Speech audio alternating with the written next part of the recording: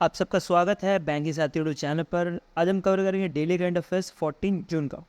तो पहला news paper पढ़ते हैं। पहला न्यूज़ आ रहा है कि सब लेफ्टिनेंट अनामिका राजीव ये जो है इंडियन नेवी की पहली वुमेन हेलीकॉप्टर पायलट बनी है, और ये जो बनी है एट INS राजीली तमिलनाडु में। और इसके साथ आपको एक और चीज़ याद रखनी है, एक लेफ्टिनेंट है जो कि बिलोंग करते हैं उस यूटी ऑफ लद्दाख, और ये पहले इंडियन नेवल ऑफिसर्स बने जिनका नाम है जामयान। और ये जो है पहले लद्दाख की तरफ से इंडियन नेवल ऑफिसर बने जो कि हेलीकॉप्टर पायलट का इनको लाइसेंस मिला है। ठीक है, तो आपको इसके साथ एक और चीज़ याद रखनी है कि 2018 में ही आपको ये नाम याद होगा, जो भी करंट अफेयर्स पहले से फॉलो करता है, तो वो है अवनी चतुर्वेदी। और ये जो है इंडियन एयरफोर्स की पहली फीमेल पायलट थी जो कि एयरक्राफ्ट उड़ाई थी। तो आपको ये भी थोड़ा ध्यान रखना है। नेक्स्ट करंट अफेयर से बढ़ता है। नेक्स्ट करंट अफेयर से हमारा ब्रिक्स फॉरेन मीटिंग समिट। और ये जो BRICS foreign minister meeting summit हुआ था, ये हुआ था रशिया में। और इसको जो इंडिया की तरफ से रिप्रेजेंट कर रहे थे इंडिया के डेलीगेट्स, उनका नाम था थानू रवि। और ये जो है वो secretary of minister of external affairs है, और इन्होंने ये जो मीटिंग है इनको अटेंड किया था। तो ये मीटिंग जो है हेल्ड हो रहा था रशिया के एक सिटी जिसका नाम है नोवोरोड रशिया। तो ये नोवोरोड रशिया में जो एक सिटी है, तो इधर जो है ये हेल्ड हुआ था। और इसको जो चेयर कर रहे थे फॉरेन मिनिस्टर जो रशिया के हैं वो चेयर कर रहे थे, क्योंकि ये जो मीटिंग है वो रशिया में हो रहा है। तो इसका मतलब जो चेयर करने वाले जो पर्सन होंगे वो भी रशिया से ही बिलोंग करेंगे। तो इसीलिए ये जो फॉरेन मिनिस्टर की मीटिंग थी, तो फॉरेन जो मिनिस्टर थे रशिया के, इन्होंने लीड किया था इन्होंने इसको इस मीटिंग को चेयर किया था। तो इसके साथ आपको एक और चीज़ याद रखनी है कि ये जो है फर्स्ट एवर मीटिंग था after the expansion of BRICS. 2023 में जो एक्सपेंशन हुआ था उसके बाद। अब थोड़ा बहुत हम ये ब्रिक्स के एक्सपेंशन के बारे में थोड़ा पढ़ लेते हैं। ब्रिक्स का एक्सपेंशन जो हुआ था वो हुआ था एक्सपेंशन नहीं एक्सपेंशन ब्रिक्स का जो एक्सपेंशन हुआ था वो था 15 ब्रिक्स समिट जो कि 2023 में हुआ था, जिसके अंतर्गत ये बोला गया था कि टोटल 5 कंट्रीज जो है और ऐड होगी ब्रिक्स के अंतर्गत। वो कौन कौन सी है वो आप देख सकते हो। वो है अर्जेंटीना, इथोपिया, फिर इजिप्ट, ईरान, सऊदी अरेबिया और यूएई। ये जो है 5 जो कंट्रीज़ है वो एक साथ ऐड होगी, और जो बनाए ये 5 जो है ऐड होकर बनाएगी ब्रिक्स ब्लॉक। और ये टोटल जो है अब ब्रिक्स के जो मेंबर बन जाएंगे वो टोटल 10 मेंबर बन जाएंगे। इसके बाद इसके साथ ही हम थोड़ा ब्रिक्स के बारे में पढ़ लेते हैं। तो ब्रिक जो फॉर्म हुआ था सितंबर 2006 में फॉर्म हुआ था, और इसमें जो मेन कंट्रीज थी वो थी ब्राज़ील, रशिया, इंडिया, चाइना। और इसके साथ जो BRIC बना था, बट इसके बाद 2010 आते आते जो है साउथ अफ्रीका भी ज्वाइन हो गया, जिसकी वजह से ये लास्ट में 2010 के बाद ये BRIC से ब्रिक्स बन गया। और अब जो है ब्रिक्स ब्लॉक्स बना है आफ्टर ज्वाइनिंग दिस कंट्रीज। ठीक है, तो ये जो पहला था मीटिंग, तो वो भी एग्जाम के लिए इंपॉर्टेंट हो जाता है, तो आपको ये भी ध्यान रखना है। नेक्स्ट न्यूज़ में बढ़ते हैं। नेक्स्ट न्यूज़ आ रहा है वर्ल्ड इकोनॉमिक फोरम की तरफ से, जिसमें ये 10 टेक स्टार्टअप्स जो है इनका लिस्ट निकाला है, जिसमें आपको मिलेगा कि सबसे नंबर 1 में जो कंट्रीज वाइज अगर देखें तो आपको मिलेगा USA, फिर चाइना, फिर इंडिया। और अब अगर देखो कि इंडिया से टोटल जो है 10 डिफरेंट स्टार्टअप जो है सेलेक्ट किए गए हैं। आप यहाँ से वो स्टार्टअप्स के नाम भी पढ़ सकते हो। अब इसके साथ ही आपको एग्जाम पॉइंट ऑफ व्यू से एक और चीज़ ध्यान रखनी है कि कितनी जो है स्पेस कंपनीज इस लिस्ट के अंदर थे। तो स्पेस कंपनी जो थे वो 9 थे, और जो न्यूरो टेक्नोलॉजी जो कंपनीज थे वो जो थे वो 4 थे, और क्लीन टेक्नोलॉजी सेक्टर में जो काम करते हैं वो टेक्नोलॉजी टोटल 4 थे। और इसमें जो मोस्टली जो कंपनीज़ हैं आपको ये जितने भी दिख रहे हैं सारे कंपनीज़, इसमें जो ज़्यादा से ज़्यादा कंपनीज है वो सारे के सारे आर्टिफिशियल इंटेलिजेंस फोकस कंपनीज़ है। तो इनको जो है ये टेक स्टार्टअप टेक्नोलॉजी लिस्ट में रखा गया है, जो कि रिलीज़ किया गया है by World Economic Forum. Next एक चलते हैं कि RBI ने एक कमेटी फॉर्म की है, जिनको बोला गया कि 2 महीने के अंदर ही रिपोर्ट सबमिट करनी है। अब ये कमेटी क्या है उसके बारे में थोड़ा पढ़ते हैं। तो ये कमेटी जो है इसको चेयर किया जाएगा बाय AP होडा। और AP होडा जी जो है ये फॉर्मर MD एंड CEO है NPCI क्या है, national payment corporation of India के ये फॉर्मर MD और CEO है। इनको जो है एज अ चेयरमैनशिप दी गई है बाय RBI फॉर्म कमेटी के थ्रू। और ये क्या करेगी, ये कमेटी का काम क्या रहेगा, ये जो है सेटअप करेगी एक digital public infrastructure for digital payment intelligent platform के लिए, जो डिजिटल प्लेटफॉर्म है उसके लिए। तो ये क्या करेगा, जो भी पेमेंट फ्रॉड्स होते हैं हमारे आपके आसपास भी, आपके साथ भी बहुत सारे लोगों के साथ होता होगा, और आपके साथ भी कभी कभी हुआ होगा, तो ये पेमेंट फ्रॉड से कैसे लड़ा जाए, इसको कैसे रिड्यूस किया जाए, तो उसके लिए ये कमेटी जो है रिकमेंड देगी 2 महीने के अंदर, ऐसा कुछ RBI का कहना है। और ये जो है क्या करेगी ये कमेटी, इसका काम रहेगा आइडेंटिफाई करना जो भी फ्रॉड ट्रांजेक्शन्स होते हैं, जैसे कि वेबसाइट के थ्रू भी फ्रॉड्स होते हैं, OTP के थ्रू फ्रॉड्स होते हैं, तो वो सब जो है उसको कैसे उसको रोका जाए उसके लिए काम करेगी, उसको आइडेंटिफाई करेगी और उसको कैसे रोका जाए उसका कुछ सॉल्यूशन देने का काम करेगी ये कमेटी। और ये जो है जो भी इनके जो आइडेंटिफिकेशन जो भी होगी उसको भेजा जाएगा to central payment fraud information repository पे, जिसकी वजह से जो भी बैंक्स है या जो भी डिफरेंट कंपनीज है वो इसका इस रेपोजिटरी में जाके वो जो डिटेल है वो ले सकते हैं और इवन वो पब्लिक भी कर सकते हैं अगर पब्लिक के हक में हो तो, ठीक है। और ये क्या करेगा, ये कमेटी इंश्योर करेगा जो भी कस्टमर का डेटा है और या तो कस्टमर जो भी प्राइवेसी है वो बचे रहे। नेक्स्ट चलते हैं, next current affair space x की तरफ से आ रहा है। ये बहुत इंपॉर्टेंट करंट अफेयर है क्योंकि स्पेस एक्स ने जो फर्स्ट फुल फ्लाइट टेस्ट कर लिया है, जो फ्लाइट जो है रिटर्न किया है अर्थ में, और ये जो है किया है कहाँ पे, ये किया है इनका एयरक्राफ्ट जो आया है वापस इंडियन ओशन में आया है। तो हम इसके बारे में थोड़ा समझते हैं। तो इसमें जो क्या होने वाला है ये आप देख सकते हो, ये मान लीजिए स्पेस एक्स का जो एयरक्राफ्ट है, ठीक है। तो ये जो है लॉन्च हुआ था ये रॉकेट, और इसका रॉकेट का प्लान था कि ये रॉकेट उड़ेगा, उड़ के जाने के बाद एक टाइम के बाद ये कुछ ऐसा टिल्ट होगा, टिल्ट होने के बाद ये वापस से अर्थ में आएगा, अर्थ की ग्रेविटी को फोर्स सहते हुए, और ये जो है बाद में वापस लैंड हो जाएगा। देख सकते हो आप नीचे ये इमेज दिख रहा होगा, ये वापस लैंड हो जाएगा।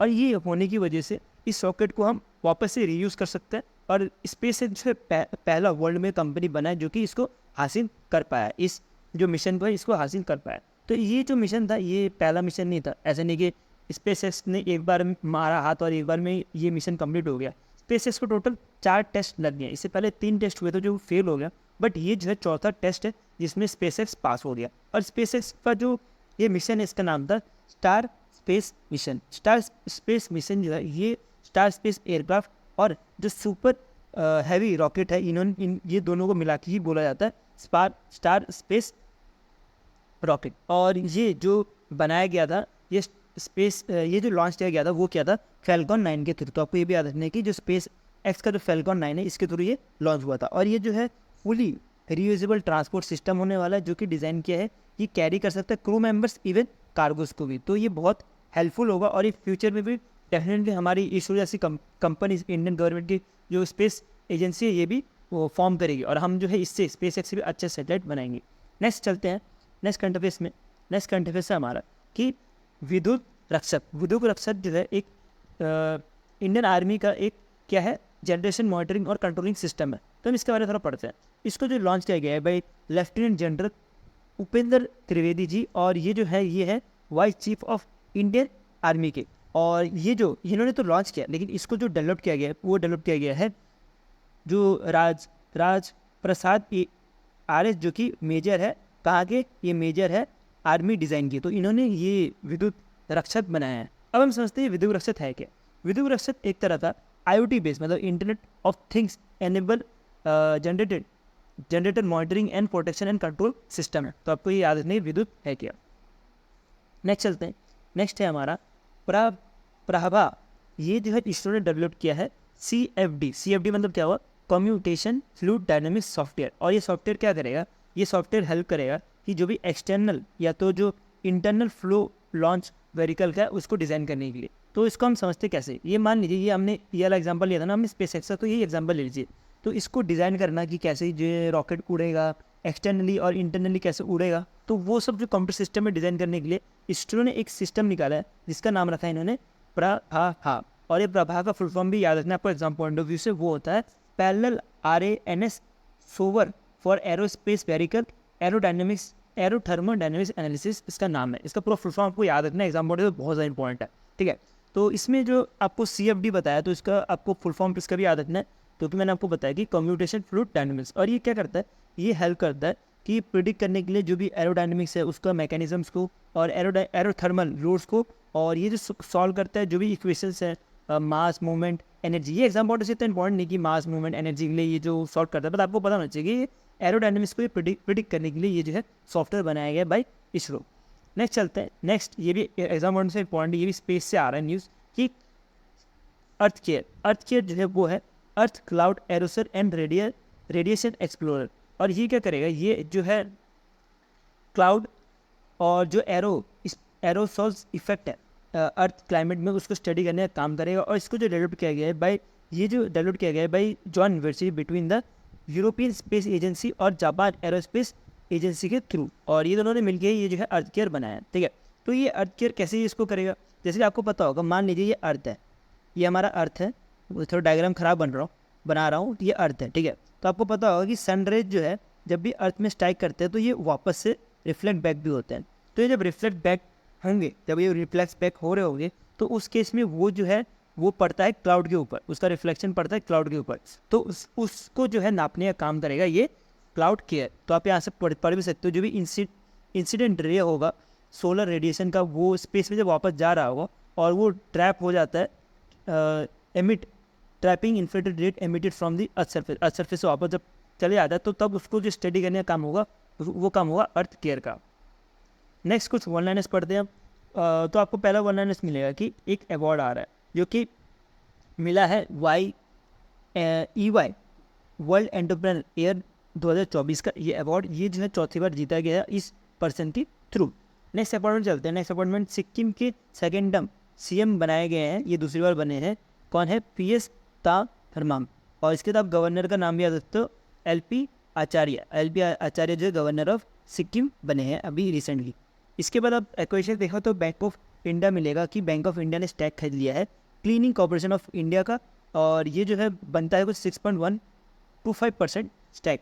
और इसके अलावा अगर हम नेक्स्ट चले तो आपको मिलेगी international Energy agency world investment report निकाला है 2024 का, जिसके अंतर्गत ये बोला गया कि इस बार जो इन्वेस्टमेंट हुई है in terms of clean energy वो हुई है 2 बिलियन, जो कि ट्वाइस है जो पिछले बार, तो जो कि ट्वाइस है जो कि फॉसिल फ्यूल्स में जब हम इन्वेस्टमेंट करते हैं वहाँ से, मतलब कि फॉसिल फ्यूल में जितना इन्वेस्ट करते हैं उससे हम ट्वाइस इन्वेस्ट कर रहे हैं, जो कि 2 ट्रिलियन बोला जा रहा है एज पर इंटरनेशनल एनर्जी एजेंसी के थ्रू। और ये बोला गया एज पर 2024 के लिए ये जो है डेटा दिया गया है।